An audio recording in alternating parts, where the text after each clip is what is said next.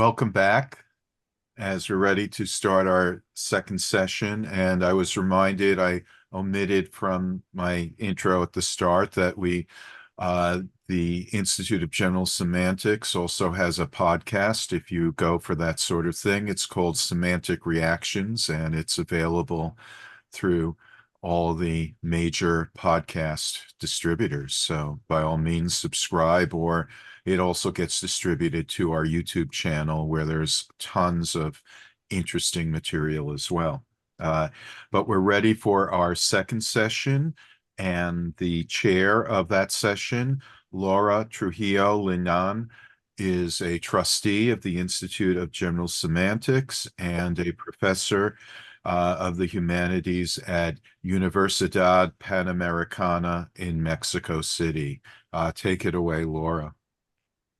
Thank you very much, Lance. Hi, everybody. I am very happy to present this next panel, which is entitled Biding Time and Space.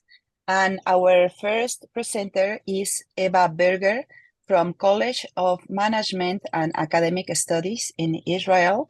And the title of her presentation is AI, Art and Prompts, Lost in Translation. Thank you, Eva. Thank you, Laura. I'm going to share my screen.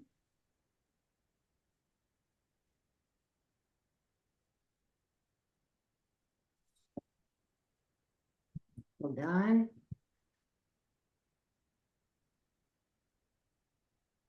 There we are. Okay. Here I go. Academic literature, as well as the popular press, have been exploding lately with discussions around the question of whether it is cheating to use AI to make art, or whether writing prompts can be regarded as making art at all.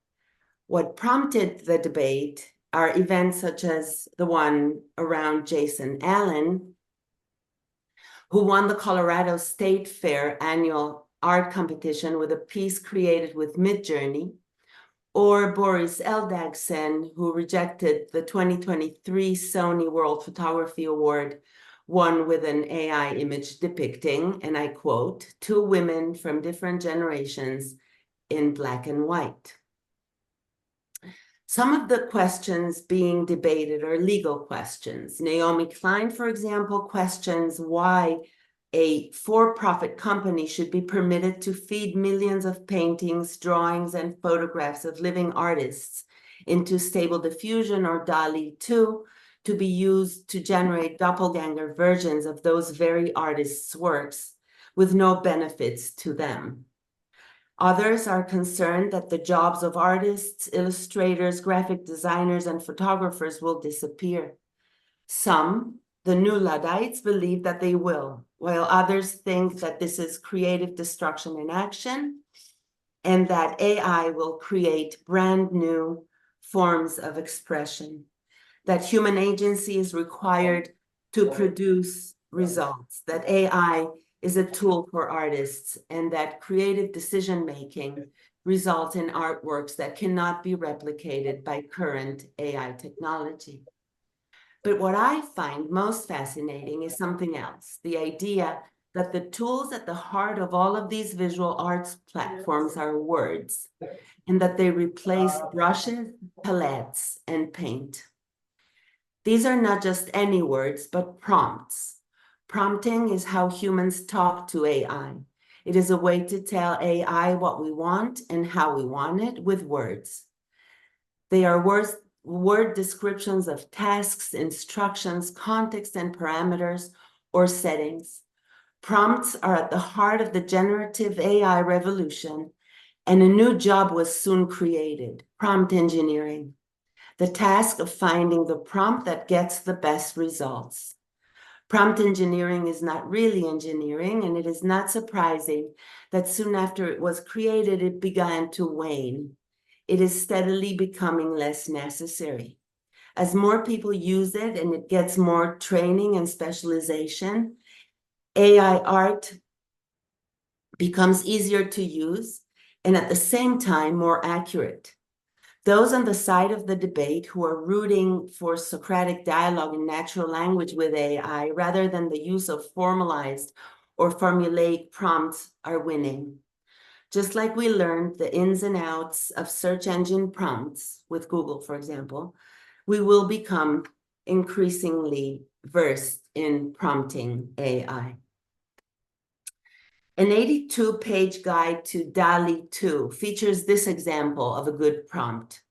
Grainy, abstract, experimental, expired film photo of a woman in a red dress talking angrily on a mobile phone, gesticulating angrily in 1960s New York City by Saul Leiter, 15mm lens, cinematic colors, oversaturated filter, blur, reflection, refraction, distortion, raindrops, smears, smudges, blurs, cinestill 800T.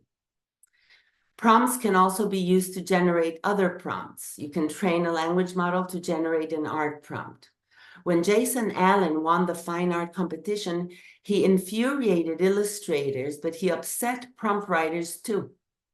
He decided not to reveal the words he used to create his artwork and explained that it is like asking a chef to release his secret recipe. He said he had created a general structure for delivering images with a distinctive flavor. In other words, AI artists, according to Allen, can be auteurs with a recognizable signature like Georgia O'Keeffe or Frida Kahlo, without being able to draw or paint at all. AI artists can also create works that look like they were painted by O'Keeffe or Kahlo, or evoke their styles by simply including the master's names as part of their prompts. Allen's cooking metaphor is not an apt one. Recipes are indeed words, and chefs and some grandmothers are known to be secretive about these words. But with a good recipe, you can quite accurately replicate the look and taste of a dish. With a picture of the soup or the cake, you cannot. And you cannot ask a painter about her secret recipe, as there is no recipe. She may be able to reveal her tools and technique, but none of it will be helpful to one hoping to replicate her painting. Copying art, either as a way of learning or forgery, does not involve translation between symbol systems. It requires the original that is encoded in the same symbol system as the fake. AI art, if art at all, is translated art. It is art that begins with words and ends with visuals, and something always gets lost in translation. Speech-to-text has been around for quite a while now, since the basic voice recognition of the 1950s and all the way to the translation of spoken language into text for searchability, subtitles, and captioning to create accessible education material for students with disabilities and for transcriptions. In the opposite direction, there's text-to-speech, which is considered an assistive technology that can be used to help people who have trouble reading. It also generates custom voices that are integrated into animated virtual characters, and it is used to improve what is called user experience with voice kiosks and robots in hospitals and airports. This is reverse technologizing of the word, or as Teresa Haid calls it, tertiary orality. She re-examines Walter Ong's notion of secondary orality as a form of technologized orality, and I quote, which depends on writing and print for its existence, end quote, and explains that current forms of spoken digital practice, where we increasingly talk not just through, but with machines, can be understood as an emerging form of orality. Such an orality, which goes beyond technologically mediated forms of speaking, may dissolve distinctions between speaking and writing, between human and machine-made discourse. The most relevant translation in the context of this paper is from text to image. AI art platforms create images from text that combine concepts, attributes, and styles. A painting of, for example, this would be a painting of purple lilies in a pond under a bridge in the style of Claude Monet.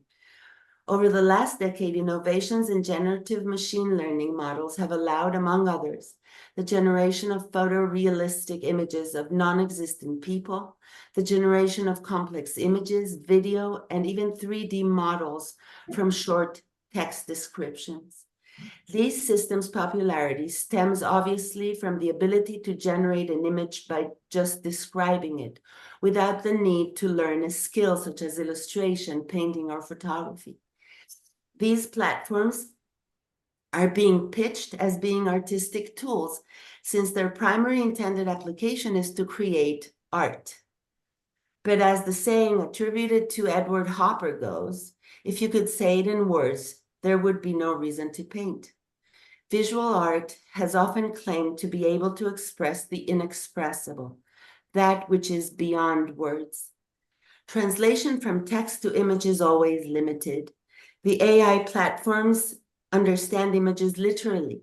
They are built upon millions of formal descriptions of visual material, and the images produced can only literally reflect the content of a prompt. Any further meaning, metaphorical or culturally charged, is lost in translation. This is why these platforms are especially bad at producing abstract images for which we lack a vocabulary beyond their mere graphic elements, basic lines, dimensions, and general colors. There's no such thing as a literal or verbatim Jackson Pollock blotch of paint. The case of translation in the opposite direction, image to text, is interesting too.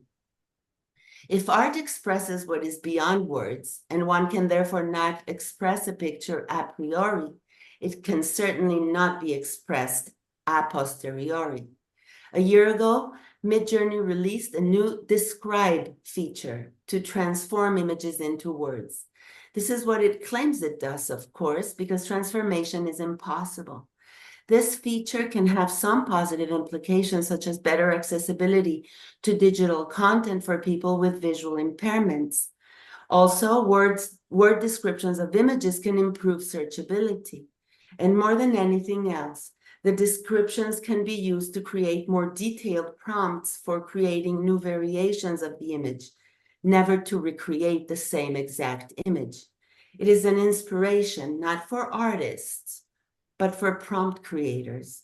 It is captioning, really, and it is thus denotative at best and low in abstraction, without feel, texture, mood, or inspiration. The latest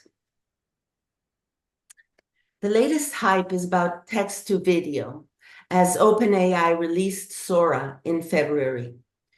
It is trained to generate videos of realistic or imaginative scenes from textual prompts and simulate the physical world. It is being hailed for its potential in various areas, including immersive storytelling and educational gamification. Here's another example. The prompt here reads, a stylish woman walks down a Tokyo street filled with warm, glowing neon and animated city signage.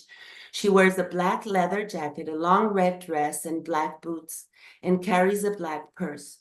She wears sunglasses and red lipstick. She walks confidentially and casually.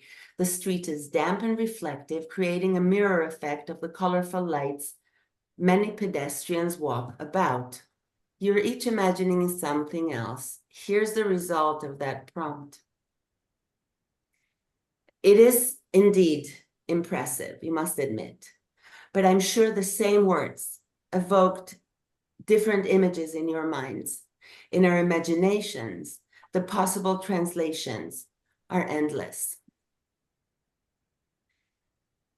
And there's plenty to think about in the area of translations from text to music too. Google researchers made an AI model called Music LM that can generate minutes-long musical pieces from text prompts and can even transform a whistled or hummed melody into other instruments. In this case, it is even more impossible to talk about what gets lost in translation, as it is not really a translation at all. And music to text, there's no such thing as music transcription or captioning. There are tools for turning music into sheet music, of course, but not into words. And there's even an AI model called Refusion that composes music by visualizing it. It produces music using not audio, but images of audio. And there are experiments and startups working on dance as well. But I should move toward conclusion. It is quite fitting that the prompt next to which we add our own prompt in Midjourney is imagine. All we can do is imagine, because what we get is never what we imagined. Besides, artists don't always imagine what their creation will look like exactly, and they can certainly not describe in words what they are imagining if they do. There has never been a more suitable time to discuss an adage that a picture is worth 1,000 words than in this new age of the prompt. You can't really describe an existing image with words or accurately imagine an image into being with words. You cannot engineer discursive into non-discursive, propositional into presentational, rationalistic into emotive. As Postman put it, language is an abstraction about experience, whereas pictures are concrete representations of experience. A picture may indeed be worth 1,000 words, but it is in no sense the equivalent of 1,000 words or 100 or 2. Words and pictures are different universes of discourse, for a word is always and foremost an idea, a figment, so to speak, of imagination. Perhaps the impossibility of translating symbolic forms so different from each other is the reason so much of AI-created art looks like the stuff of nightmares. It may be the uncanny valley effect or our impending visual Tower of Babel, reaping with apocalypse, loneliness, and especially in the first few months, very weird hands. Here's another perhaps, with which I will end. Perhaps this paper will be irrelevant and obsolete before I finish presenting it. After all, there are now AI artists and not just only AI works of art, like the artist robot called Aida. She's the world's first ultra-realistic artist robot. She draws and paints using not prompts, but cameras in her eyes, her AI algorithms, and her robotic arm. And she has sold paintings for over $1 million. Ezra Pound described artists as the antenna of the race. The question is who the antenna of our race will be in the age of AI. It's hard to tell yet, but it won't be prompt engineers or artist robots, or will they? Thank you very much. Thank you very much, Eva. Very interesting presentation. Well, now we have Kasia Drogowska.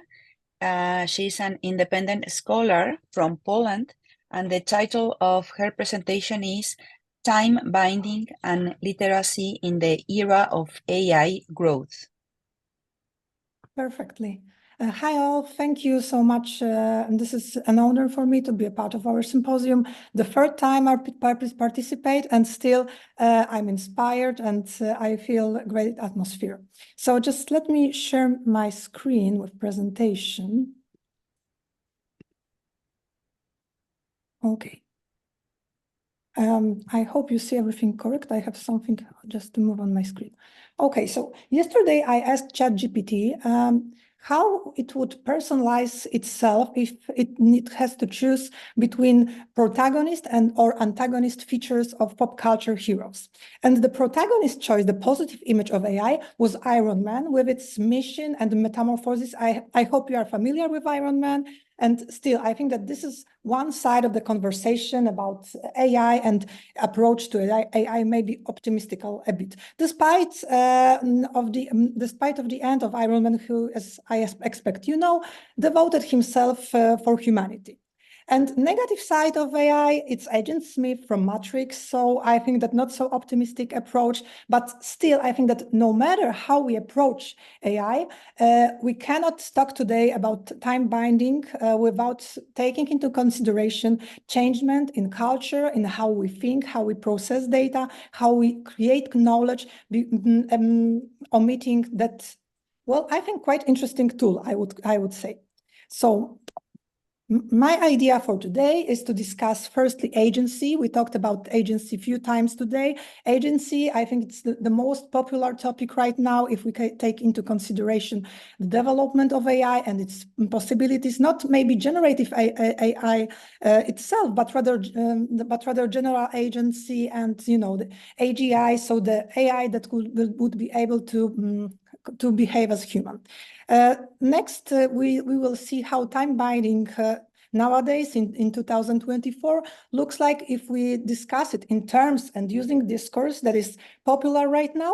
The next step would be discuss wisdom, knowledge, and context and its role in time binding and AI and attitude to AI. And fourth, last part, it's about pattern processing and some kind of functional model of time binding. So what inspired me to choose the subject of today's presentation was a podcast. I'm into tech. I work in tech and media on a daily basis. And I was listening to the podcast, Machine Learning Street Talk. And that episode concerned a specific type of training AI models. Because, on a daily basis, we talk about regressive training and training models on specific data set. But what that guy was talking about was the step before. So before actual training, regressive training of AI model, we should, and this is what they are testing, learn a model how to behave in a specific simulation of world, which means that we prepare some context, we prepare some simulation of conditions, and we try to learn model how to behave. Of course, model has its goals, but what is most important is the fact that we change worlds in order to learn the model to adapt the best. We choose weakest feature of model, and then we go and then we prepare the next world where model is learned to adapt to its weakness and make strength of it. And what is important is that the guys saw that using game theory and Ogden-Nash approach, where you minimize the loss, the possible loss, so you give some kind of agency to the model, and it's all before you try to train model on usual data set and regressive trainings, helps to emphasize and maybe also facilitates some generalistic approach that we are talking about today as something that will come sooner or later. So, when I hear a simulation of world, when I hear that it's mapping a context and also some kind of survival approach, because if we see and try to understand what is actually going on, so you create world, and agent has problems, so it has to adapt to survive, and it had to make himself best, and it has to minimize its weakness. This is something that it's more human in terms of how we approached it than, I guess, machine only. So yeah, this is really interesting approach, and I think it emphasizes how far machine learning and AI is and how quickly it's developing. But what is also important is the fact that agency and that approach that enables agent to AI and agent to create its own world and to participate with us as co-pilot is something that I guess it's more important as time binding feature than ever. So I've created a model, but a model that's strongly rooted in current discourse and the ideas, the definitions that are used most commonly. So the model shows how human agency and entropy interact with each other, and for human agency is important in terms of being able to put some order, purpose, and structure to influence the entropy. But also between human and entropy is some kind of adaptation and navigation. And still, entropy is not something that must also only be overcome, but it's also about some magic and creativity. And the discussion is right now, how far AI would be able to be creative, because there is no discussion that it's good in processing data, but still what is being trying to figure out is how to make AI creative in a way that humans are. So if we see how time binding looks today on a daily basis, and we try to put AI into those processes, I think that it's somewhere in the middle, and it's somewhere as a part of processor rather than creator. And I will jump into it in next slides. And as Professor Strait defines wisdom, wisdom is very closely associated with environment and relationships, also with the relationship with of one's to oneself. So it means that if we have generalist agency, it is not possible to have any wisdom without creating relationships and understanding context and dynamic relationships. So as I think that so far, it's really difficult to say whether generalist agents would be able to have any wisdom.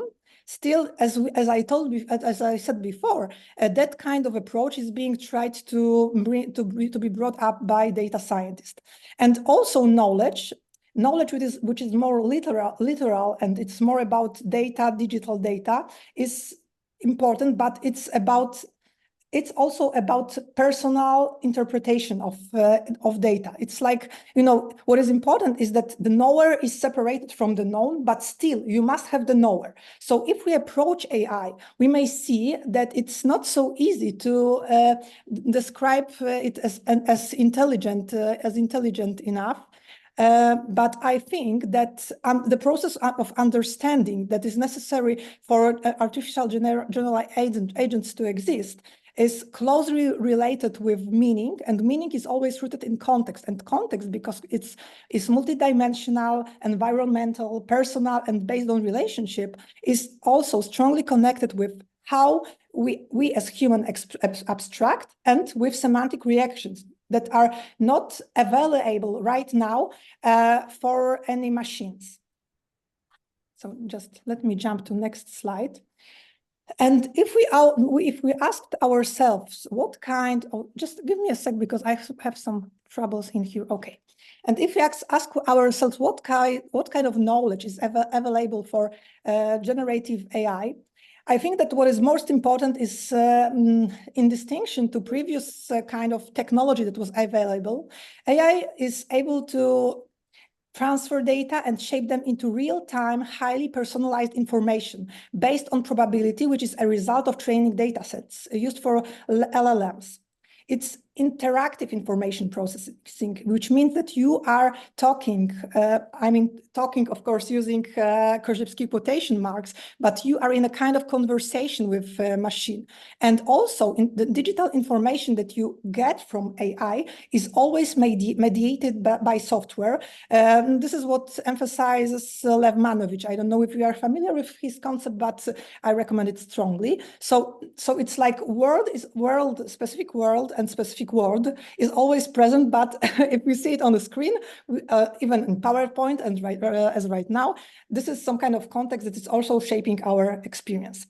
And in terms of literacy and in terms of language that is being processed by AI, I think that what is really important right now is that data that are being used for AI training consist also from informal knowledge language conversations. So it's discourse that is more democratized, more egalitarian in its process, but also it is not only as linear and as logic and as rational as it used to be before AI and that kind of machine learning.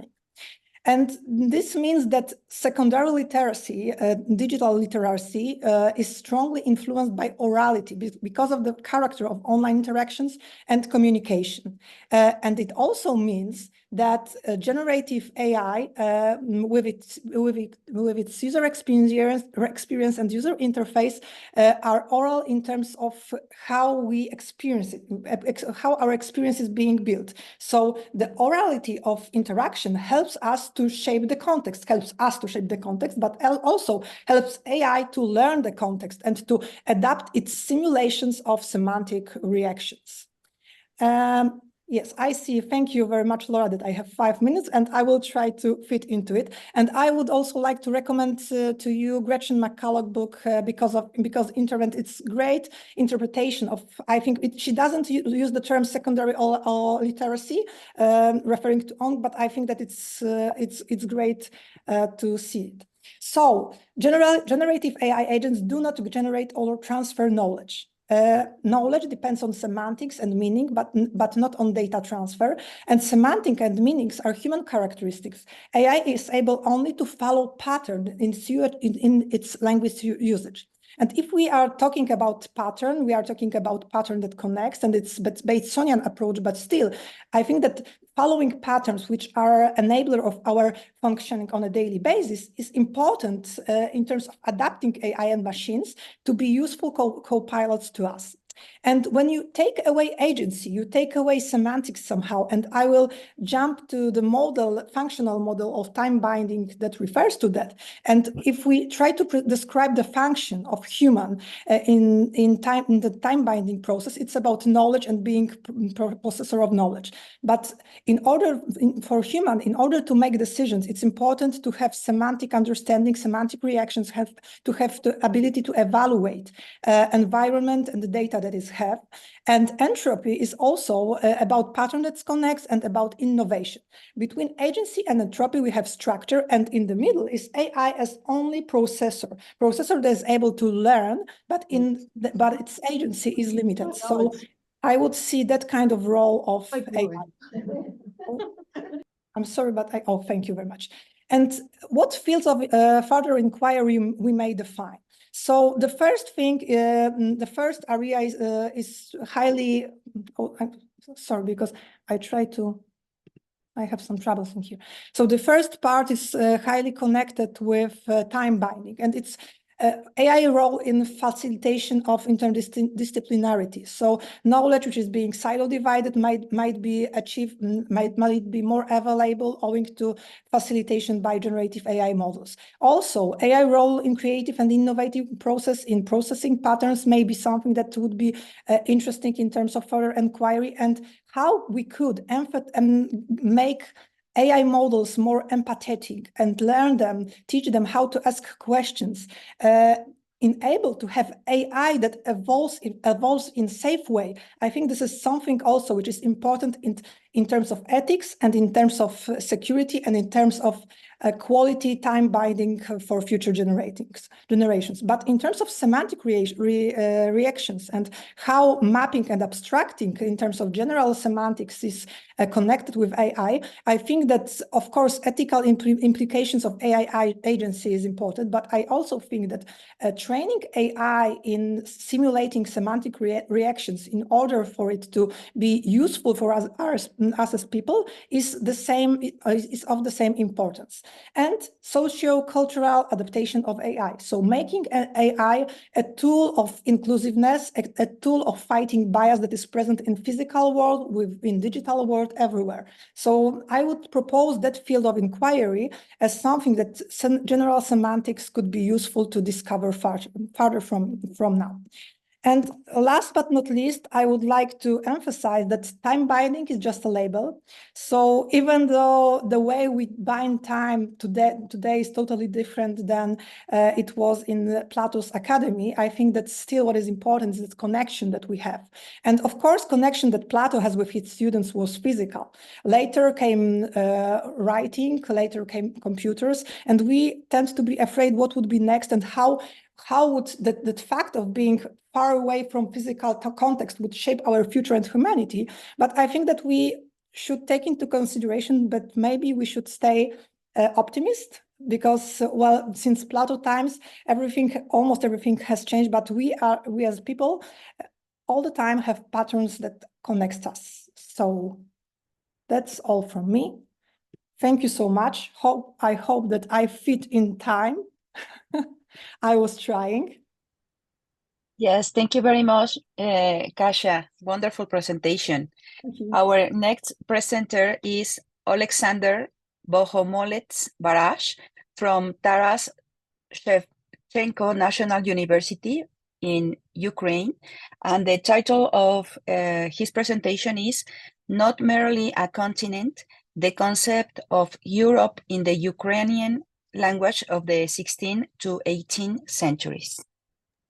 Thank you very much, Oleksandr. Thank you so much. Can you see the screen? Yes. Oh, great. So today here have gathered participants from different continents, Australia, Asia, Europe, and South and North America. And I'd like to talk about Europe as not only the continent. I'd like to present some of the results obtained in my PhD dissertation I'm going to defend soon. And in this report, I tried to apply some of the basic approaches of the general semantics to my investigation. So moving on, here are some bullet points I'm going to cover in this report. The first one, what do we mean by Europe? I'll try to analyze definitions in modern dictionaries in order to find out the notion. Then concerning etymology, what is the origin of this word? And it will lead us to Greek mythology and Europa in it. Then what do we mean? What territories consists Europe?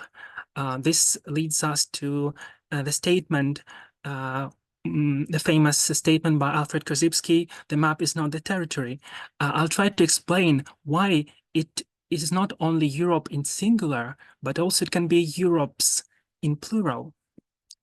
Then the main topic is analysis of the word usage, Europe in the Ukrainian language, which covers the evolution of the concept in a linguistic picture of the world of Ukrainians.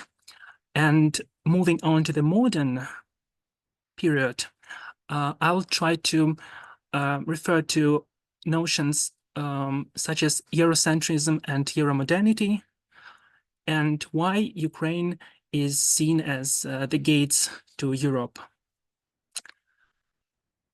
So if we look up the word Europe in modern dictionaries, for example, English dictionaries, we'll see that Europe is referred to as a geographical name, the continent. And the dictionaries offer us some information. It may be shorter or more detailed information. So for example, in Cambridge Dictionary, Europe is the continent that is to the east of the Atlantic Ocean, to the north of the Mediterranean, and to the west of Asia. Also, it is the European Union, and or the continent of Europe without including the UK. Perhaps the most detailed definition is in Collins Dictionary. Apart from detailed information, geographical characteristics, and that is European Union. Also, it is even a boat, special boat, which is also called Europe. But we want to know where does this word come from. So in Greek mythology, as Encyclopedia Britannica tells us, it is the daughter either of Phoenix or Agenor, king of Phoenicia. The beauty of Europa inspired the love of Zeus, who approached her in the form of white bull and carried her away from Phoenicia to Crete. So that is, we know that famous myth. It is represented in different forms of art. And here is the main point. Being carried away to Crete. And this state of being carried away then transformed to the very notion of Europe, because as we know, the territory of Europe is or was unstable during its history in the Middle Age, and then afterwards the territory was shaping. And even now, as it is the European Union, some countries are integrating to it, like Ukraine do. Moving on, here is a famous work by Larry Wolff, Inventing Eastern Europe, the map of civilization on the mind of the Enlightenment.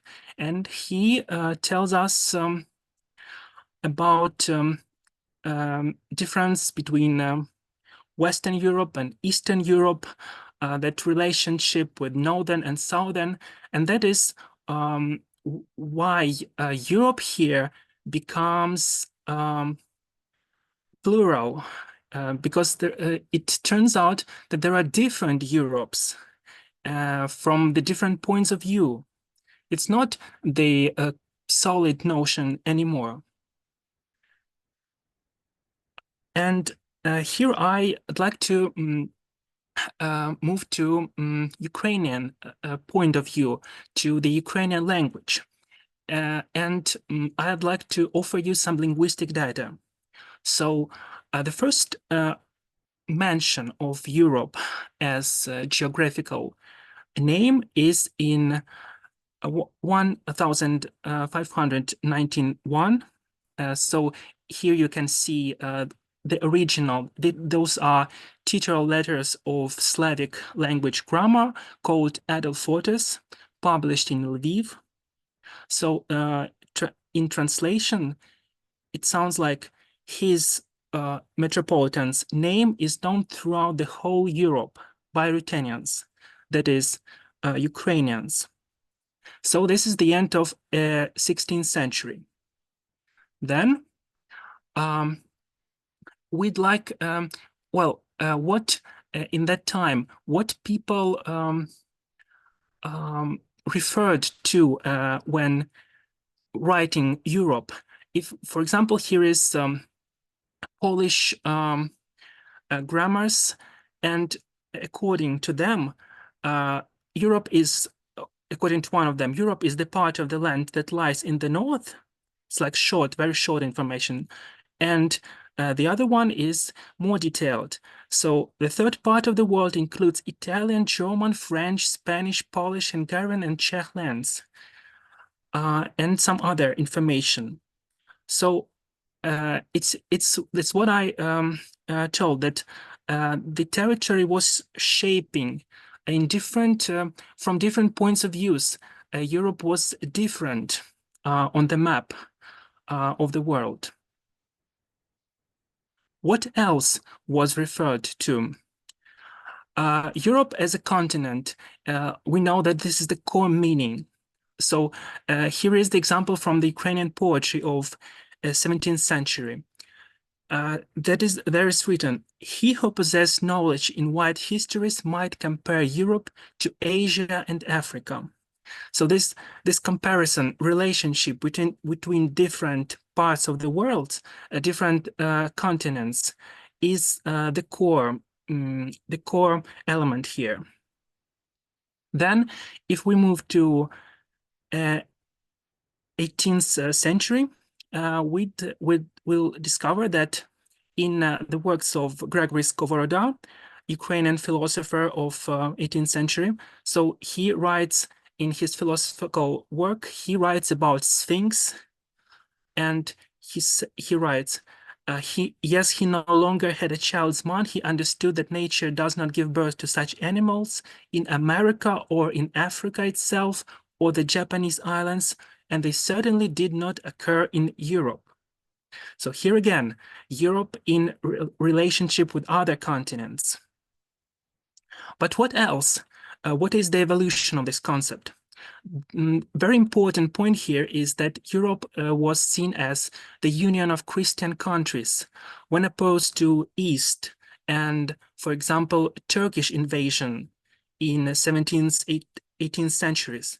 Here is the record from one of the Ukrainian books of that time.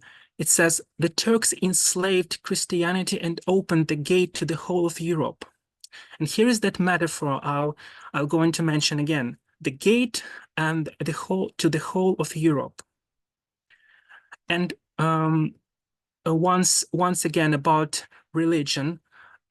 People of the Christian faith spread not only throughout the whole Europe, but also in Asia and Palestine, multiplying their Christian churches.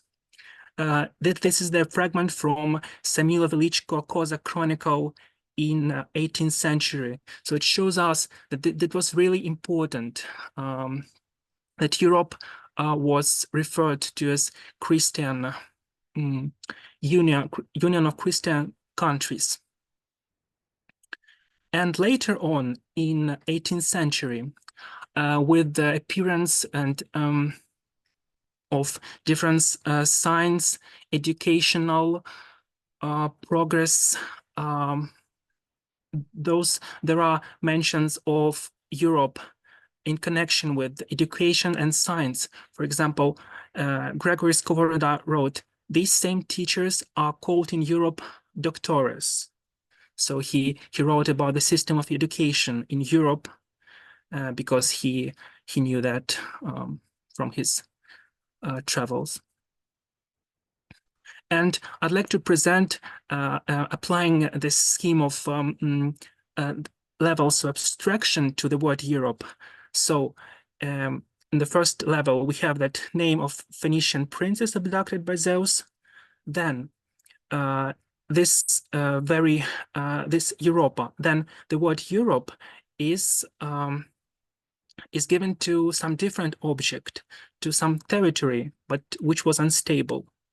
Then it is referred to as continent. And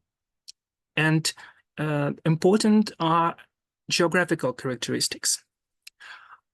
Peoples of Europe, it's like pars pro toto. It's like a portion of a concept. It's used to represent its entirety. Then we talk about a Christian world as opposed to non-Christian countries of the East. And finally, civilization or West in terms of it is the highest level of abstraction, and it is also opposed to East in terms of Euromodernity. I'm going to mention in a second. So why it is important to Ukrainian society? And now it is discussed in terms of such terms as Eurocentrism and Euromodernity. So, for example, Eurocentrism is a complex of ideas related to the idea of Europe, which rather represents Western culture as a whole. And here we talk about European values, Ukraine as, for example, as the last bastion of the Western civilization, which defends not only sovereignty and right to exist, but also the whole of Europe and its civilizational achievements from the invasion of the Horde. And also Euromodernity. There is even a book by Sergei Plokhy, and which is called The Gates to Europe. So he writes about Ukraine as the gates to Europe, that what I have mentioned already.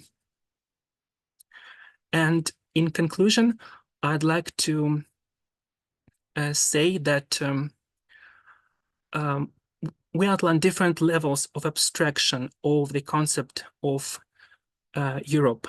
So as you have heard, this is polysemic word. It meant European civilization, the population of Europe, the union of Christian countries, and it derives from Europa, the heroine of the famous Greek myth. And Europe, thus, is a historically evolving concept. And knowing the peculiarities of this analyzed concept, we therefore have now a better understanding, and we can bind time and space in this way. Thank you for your attention.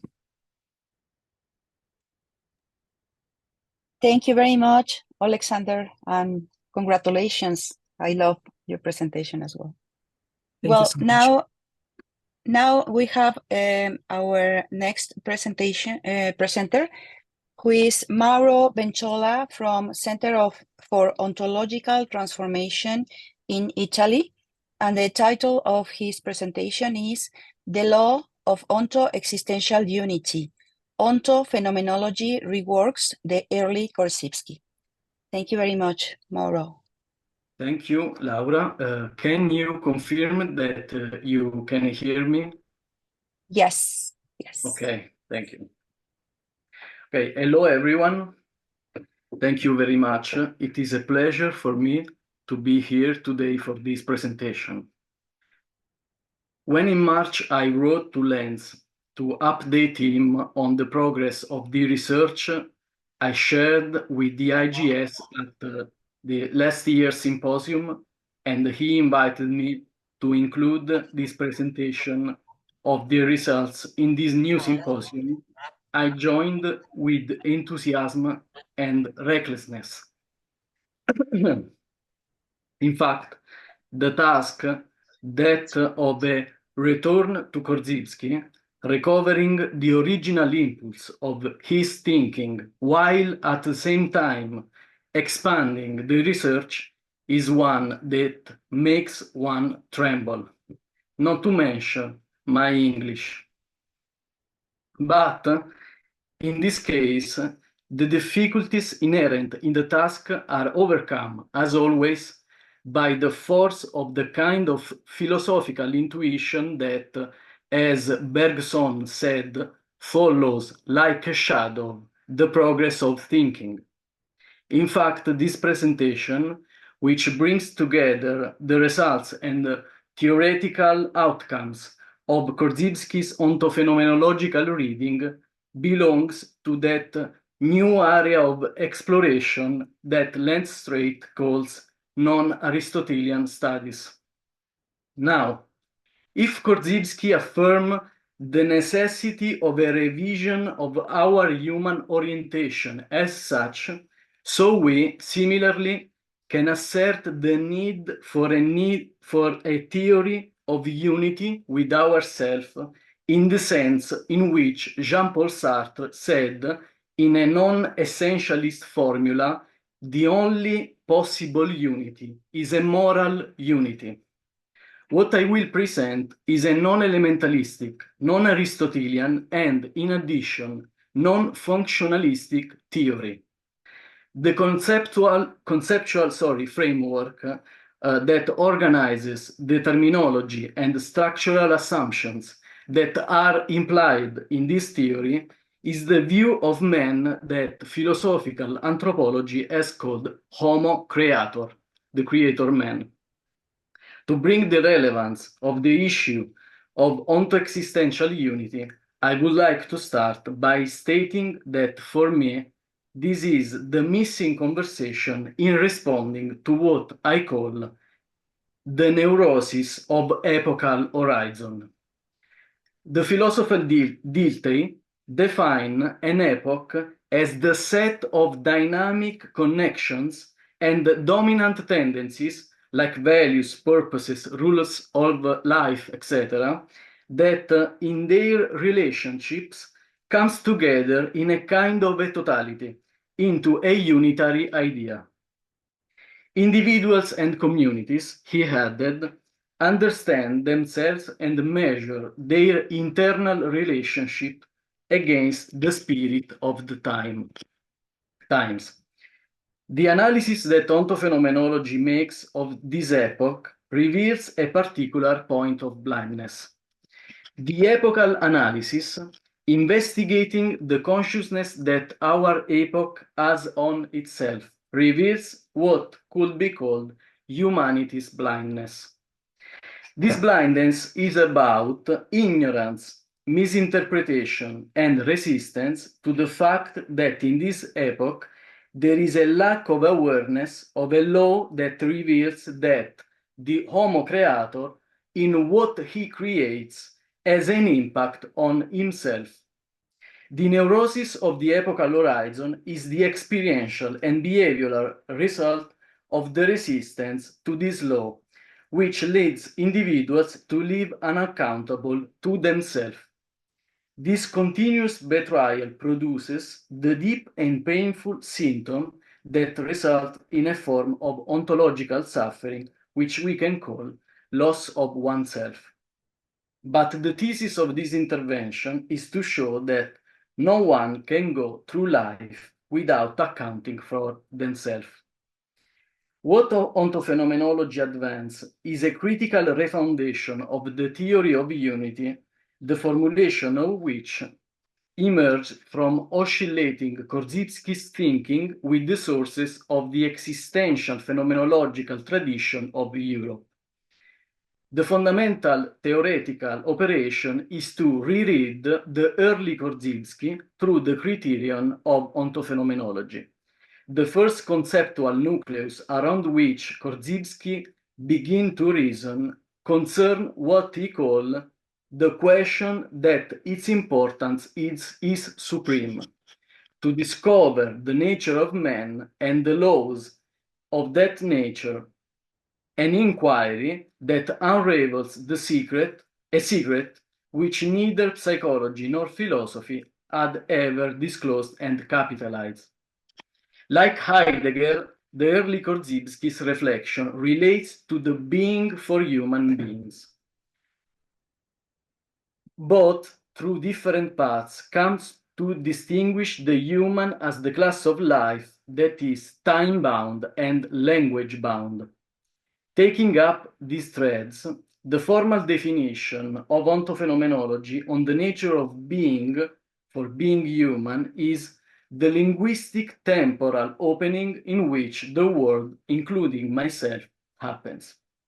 Korzybski's lesson is not limited to recognizing our class of life.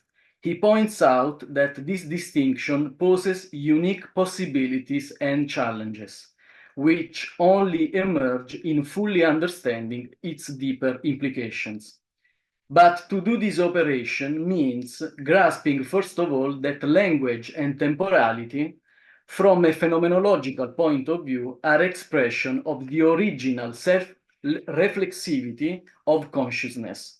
What this means for us is, 1, you occur in the clearing that you are.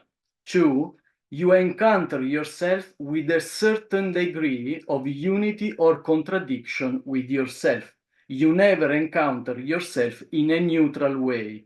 3, you encounter yourself in the world.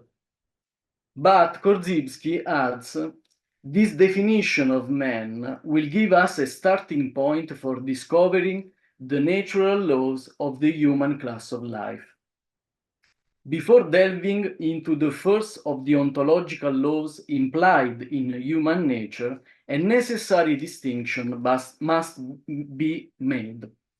In line with what Zen Bin Sun suggests in the essay Korzybski and Nietzsche, our orientation is primarily on recovering and expanding the generative and creative aspects of language. In other words, we need to reinterpret the notion of structural correspondence from a predominantly word-fits-world paradigm to a word-fits-word paradigm, in Searle terminology. It is at this point that a rigorous formulation of the law regarding self-creation opens up, a law relating to the impact of self-reflexivity on self-creation, a law that constitutes a sort of an implicit order which coordinates all other ontological laws. So the law of onto-existential unity says, to the degree that structural correspondence decreases, my possibility of being decreases. And to the degree, to the extent that my possibility of being decreases, my possibility of expressing a future I care about decreases. What does that mean? What do I mean now by structural correspondence? Starting from the conception of the human as a functional totality, structural unity is given by the correspondence between what I say I am and what my action or non-action says about me or to myself. It's the semantics of the action. By semantics of the action, I mean what the action says in relation to the background formed by our words. In consideration of the creative aspects of language, what we mean by word come from the theory of language of Jean-Paul Sartre. Here, the word is defined as the organic and comprehensive set of everything we have said to be or not to be. For Sartre, the word is the means by which the for itself, the creator, creates, expresses, and defines itself. Returning to the law, what do we mean by what I say I am, and therefore by word, must be indexed as Korzybski indicates.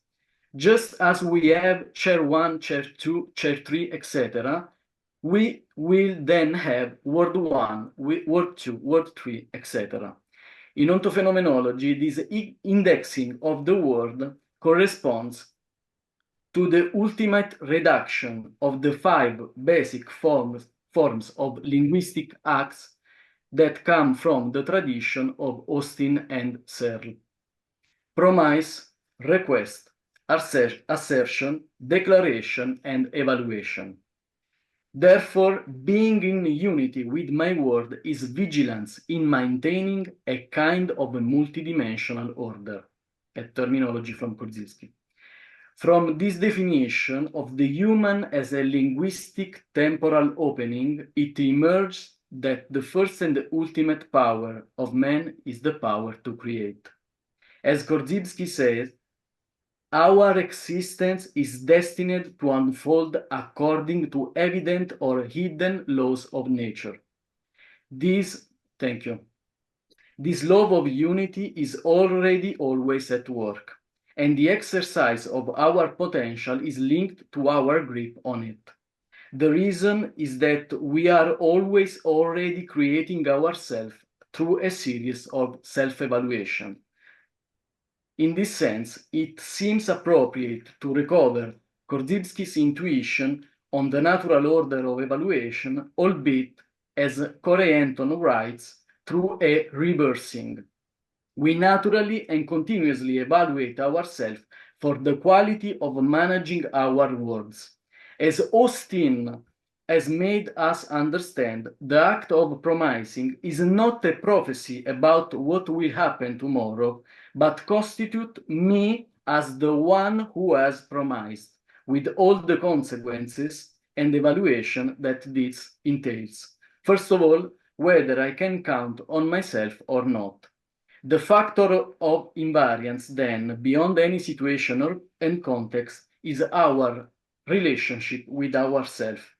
In the theory I present, what existentialism calls the creator and the creation are no longer disconnected, but, according to the Whitehead's formula, constitute the form of an integrated unity that he indicates with subject-superject thing. The experience I find myself having is the end product of a set of processes and relationships. So, in this view, being oneself is no longer seen as the foundational subject, but is a certain and variable relationship between the subject and the superject. The hyphen is the law of unity.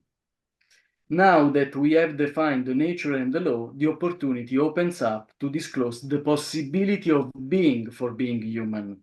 That is, to bring to formulation the greatest possibility that enables us to make the transition from a science of man to a science of transformation. That possibility is One, create yourself and being one with how you create yourself. And two, create in the sense of bringing forth and realizing the world from a principle of the future that you care about. This is, for us, man's place in the cosmos. The access to this possibility is in what Korzybski calls consciousness of abstraction, but even in this case, expanding it to include all the forms of the world, including the generative one. So it is defined as the general activity that includes all the processes of analysis and disintegration and synthesis and integration for the forms of the world, like distinction, renegotiation, revoking, etc. Conclusion. I'm there. In the opening, we defined the neurosis of the epochal horizon as the experiential, sense-making, and behavioral result of the blindness to the self-reflexivity, to the self-reflective logic of creation.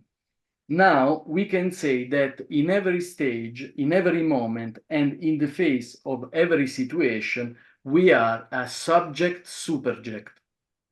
What this first law makes available is about how we go through life, is the Erfahrung in the German philosophy.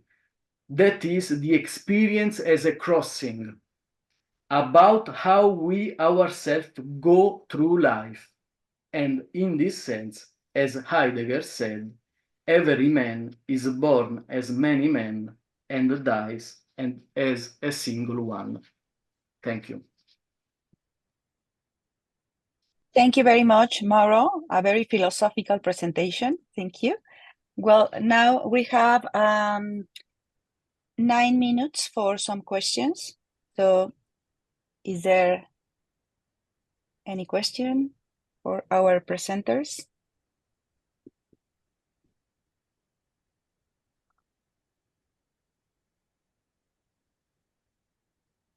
Well, I have one question for Eva. Eva, well, I love your presentation, of course, about DALL-E and all these AI platforms. So I would like to know your opinion about, do you think that these AI new entities will arrive to a singularity moment and then we be, or they will be more close to the human beings? Well, it depends obviously on how you define.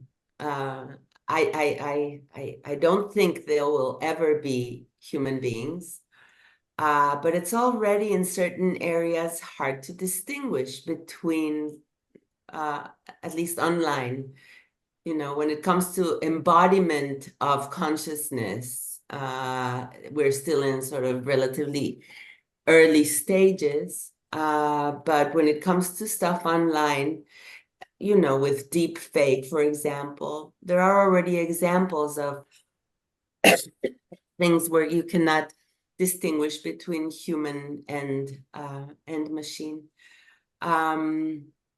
I don't know the answer to that, and I'm, you know, it's half the literature that people are writing about has to do with that.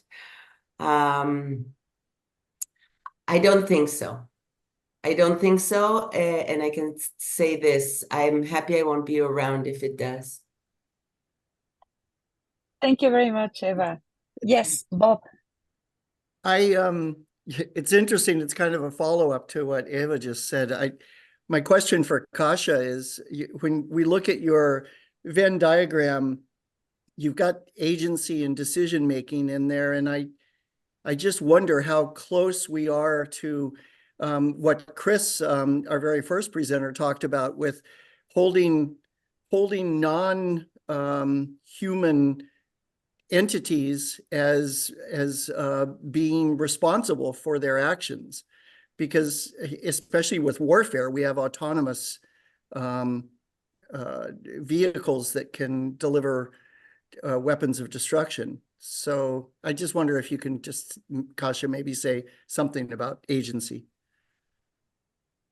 Thank you for that question, Bob. I think that the first and the main important issue is that the matter of responsibility is really important in terms of all of the process of automation and robotics that is being implemented on a daily basis. Because when you try to figure out, okay, I will automate the half of my business, then the question is, when something goes wrong, who is responsible?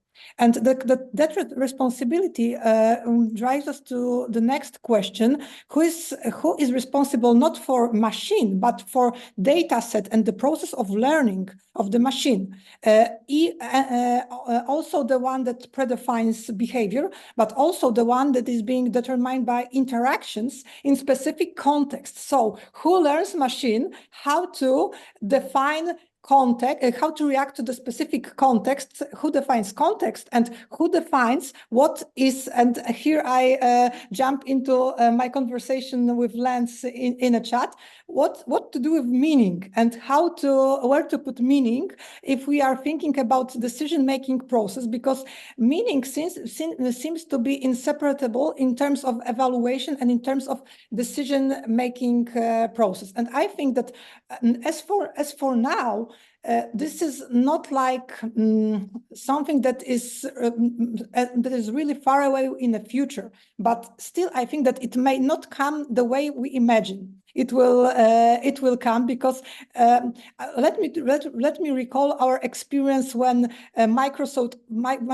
Office launched their products. It was, I guess it's in 80s or 90s, in 20th century, and on a daily basis today, it's not like everyone uses Microsoft, Excel, and so on and so on. So it's not like tech will dominate us, but I think it may be a tool that is dangerous if we are not trying to cooperate in building it, but just try to avoid it. Because I think that it's not possible right now to say that the evolution of AI and the upcoming erasal of singularity might be stopped. I think that the longer we oppose to it, the more dangerous we shape, the more we shape situation in a dangerous way. And I think also then 3 days ago, I was participating conference that concerned